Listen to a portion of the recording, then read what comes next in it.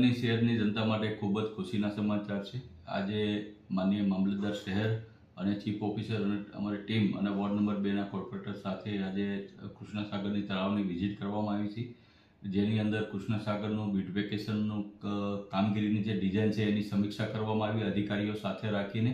અને આગામી સમયની અંદર રાજ્ય સરકાર તરફથી આપણને 10 કરોડ કરતાં પણ વધારે રકમ કૃષ્ણસાગર તળાવનું બ્યુટિફિકેશન કરવા પ્રાપ્ત થયા છે.